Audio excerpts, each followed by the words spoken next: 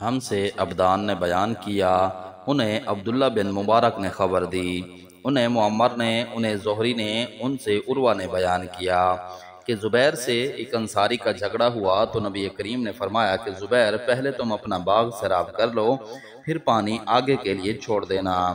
اس پر انصاری نے کہا کہ یہ آپ کی پھوپھی کے لڑکے ہیں۔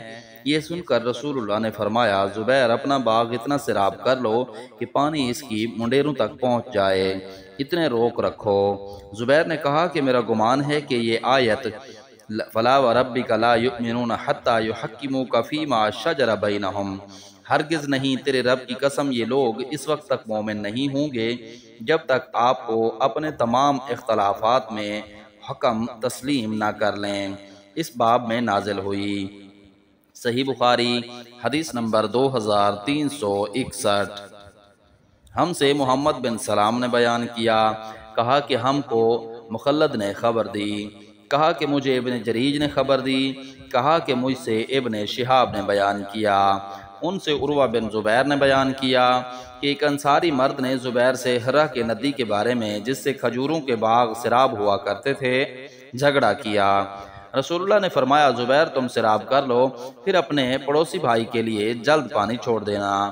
اس پر انصاری نے کہا جی ہاں، آپ کی پھوپھی کے بیٹے ہیں نا۔ رسول اللہ کا رنگ بدل گیا، آپ نے فرمایا اے زبیر تم سیراب کرو یہاں تک کہ پانی کھیت کی منڈیروں تک پہنچ جائے۔ اس طرح آپ نے زبیر کو ان کا پورا حق دلوا دیا۔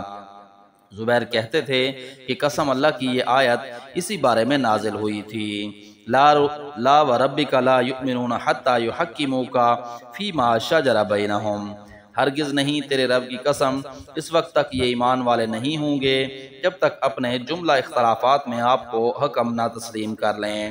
ابن شہاب نے کہا کہ انصار اور تمام لوگوں نے اس کے بعد نبی کریم کی اس ارشاد کی بنا پر کہ سیراب کرو اور پھر اس وقت تک رک جاؤ جب تک پانی منڈیروں تک نہ پہنچ جائے، ایک اندازہ لگا لیا، یعنی پانی ٹخنوں تک بھر جائے۔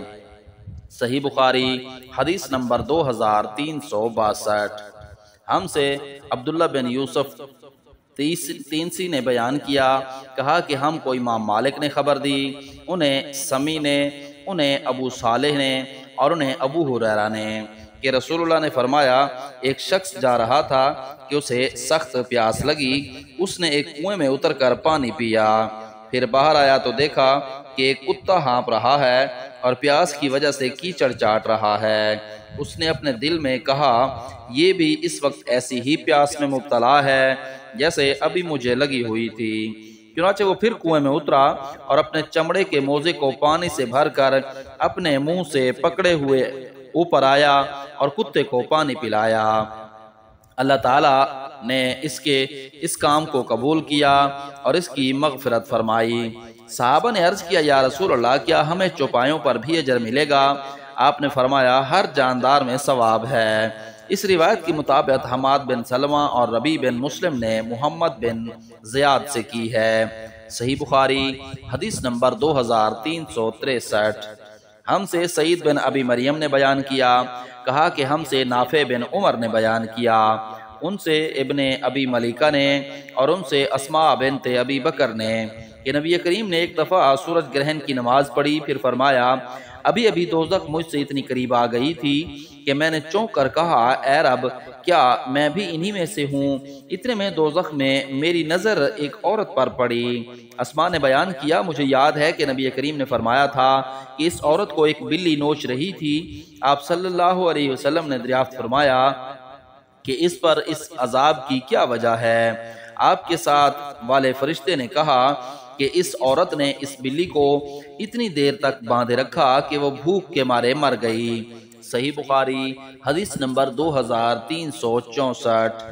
ہم سے اسماعیل نے بیان کیا، کہا کہ مجھ سے امام مالک رحمہ اللہ نے بیان کیا، ان سے نافع نے اور ان سے عبداللہ بن عمر نے کہ رسول اللہ نے فرمایا ایک عورت کو عذاب ایک بلی کی وجہ سے ہوا جسے اس نے اتنی دیر تک باندھے رکھا تھا کہ وہ بھوک کی وجہ سے مر گئی اور وہ عورت اسی وجہ سے دوزخ میں داخل ہوئی۔ نبی کریم نے فرمایا کہ اللہ تعالیٰ نے اس سے فرمایا تھا اور اللہ تعالیٰ ہی زیادہ جاننے والا ہے۔ کہ جب تو نے اس بلی کو باندھے رکھا اس وقت تک نہ تو نے اسے کھلایا نہ پلایا اور نہ چھوڑا کہ وہ زمین کے کیڑے مکوڑے ہی کھا کر اپنا پیٹ بھر لیتی۔ صحیح بخاری حدیث نمبر 2365۔ ہم سے قتیبہ نے بیان کیا، کہا کہ ہم سے عبدالعزیز نے بیان کیا، ان سے ابو حازم نے اور ان سے سہل بن سعد نے کہ رسول اللہ کی خدمت میں ایک پیالہ پیش کیا گیا اور آپ نے اسے نوش فرمایا۔ آپ کی دائیں طرف ایک لڑکا تھا جو حاضرین میں سب سے کم عمر تھا۔ بڑی عمر والے صحابہ آپ کی بائیں طرف تھے۔ نبی کریم نے فرمایا، اے لڑکے، کیا تمہاری اجازت ہے کہ میں اس پیالے کا بچا ہوا پانی بوڑھوں کو دوں؟ اس نے جواب دیا، یا رسول اللہ، میں تو آپ کا جھوٹا اپنے حصے کا کسی کو دینے والا نہیں ہوں۔ آخر آپ نے وہ پیالہ اسی کو دے دیا۔ صحیح بخاری حدیث نمبر 2366۔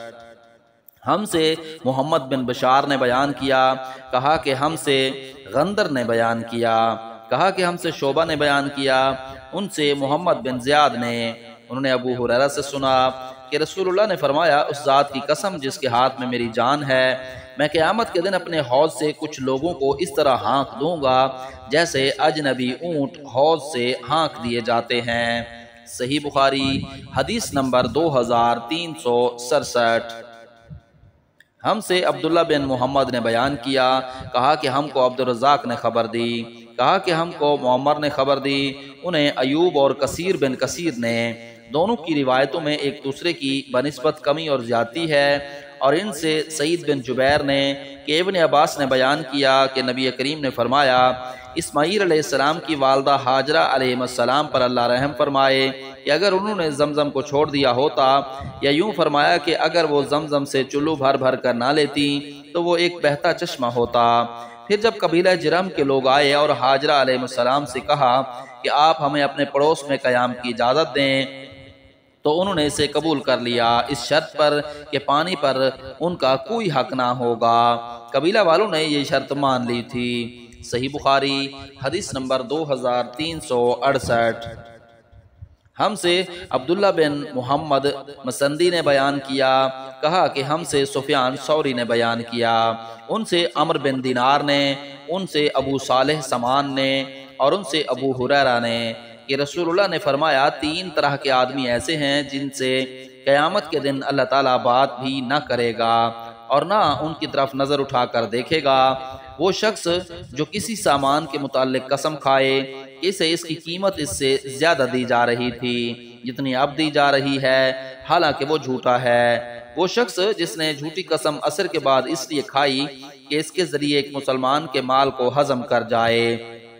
وہ شخص جو اپنی ضرورت سے بچے پانی سے کسی کو روکے، اللہ تعالیٰ فرمائے گا، آج میں اپنا فضل اس طرح تمہیں نہیں دوں گا جس طرح تم نے ایک ایسی چیز کے فالتو حصے کو نہیں دیا تھا جسے خود تمہارے ہاتھوں نے بنایا بھی نہ تھا۔ علی نے کہا کہ ہم سے سفیان نے عمر سے کئی مرتبہ بیان کیا کہ انہوں نے ابو صالح سے سنا اور نبی کریم تک اس حدیث کی سند پہنچاتے تھے۔ صحیح بخاری حدیث نمبر 2369۔ ہم سے یحییٰ بن بکیر نے بیان کیا، کہا کہ ہم سے لیث نے بیان کیا، ان سے یونس نے، ان سے ابن شہاب نے، ان سے عبید اللہ بن عتبہ نے، اور ان سے ابن عباس نے کہ صعب بن جسامہ لیثی نے بیان کیا کہ رسول اللہ نے فرمایا، چراگاہ اللہ اور اس کا رسول ہی محفوظ کر سکتا ہے۔ ابن شہاب نے بیان کیا کہ ہم تک یہ بھی پہنچا ہے کہ نبی کریم نے نکی میں چراگاہ بنوائی تھی اور عمر نے صرف اور ربضہ کو چراگاہ بنایا۔ صحیح بخاری حدیث نمبر 2370۔